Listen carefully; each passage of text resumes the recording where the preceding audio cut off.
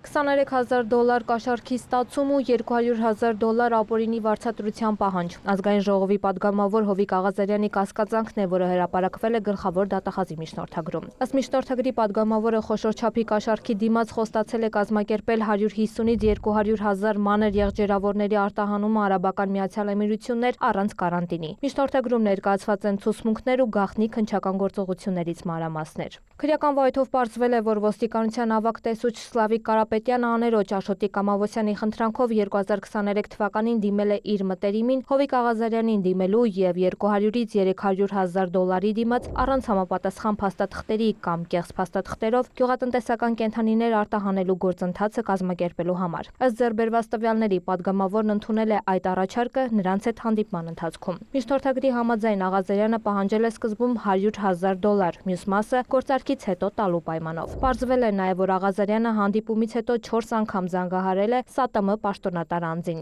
Ըստ նյութերի Աշոտիկ Կամավոսյանը կարողացել է հայթայթել միայն $20,000 ու Աղազարյանի հետ խորհրդարանի մոտակա այգում հանդիպման ժամանակ փորձել փոխանցել այն, նշելով, որ գումարի մնացած մասը կվճարի կենդանիների յուրաքանչյուր խմբաքանակի արտահանման ժամանակ։ Սակայն Աղազարյանը, լսելով գումարի չափի մասին, վրդովվել է ու հրաժարվել ստանալ գումարը։ Ըստ միջնորդագրի այս ամենը հիմնավորվել է մի շարք ապացույցներով, այդ թվում մուտքային և ելքային զանգերի հաղորդագրությունների վերծանումների, գաղտնալսման և ներքին դիտում օպերատիվ հետախուզական տվյալներով։ Ընդ որում, այս անձինք ցուցմունք են տվել պատգամավորի դեմ։ Ըստ գործի հարցը քննվելուց հետո Աղազարյանը պարզաբանումներ է պահանջել իր դեմ ցուցմունք տալու վերաբերյալ։ Ցուցմունք տալիս պատգամավորը հերքել է ոչխարների արտահանումը կարանտինի շրջանցմամբ կազմակերպելու համար խոշոր չափի գումար պահանջելու խոսակցությունները, նաև հերքել, թե զանգահարել է ՍԱՏՄ պաշտոնյային։ Այնինչ, ըստ միջնորդագրի, վարույթով այդ հանգամանքը հաստատող տվյալներ կան։ Մեկ այլ դրվագով ըստ միջնորդագրի Աղազարյանը կրկին 2023 թվականին $20,000 և $300,000 կաշառք է ստացել։ Նա ընկերություններից մեկի նախագահին խոստացել է միջնորդել Աջափնյակում քանդվելիք վթարային դպրոցի շենքի մի հատվածը տալ նրան բազմաբնակարան շենք կառուցելու համար։ Կաշառքը ըստ միջնորդագրի ստացել է, սակայն չի կարողացել կազմակերպել պետական մարմիններից թույլտվություններ ստանալու գործընթացը։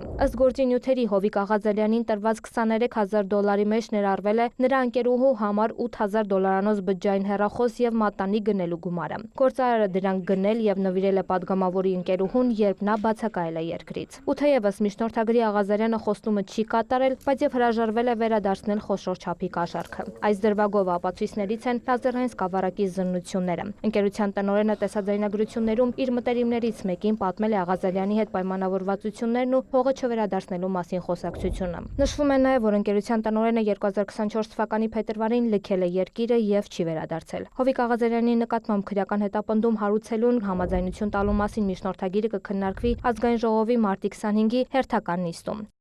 Տաթև Խաչատրյան, լուրեր։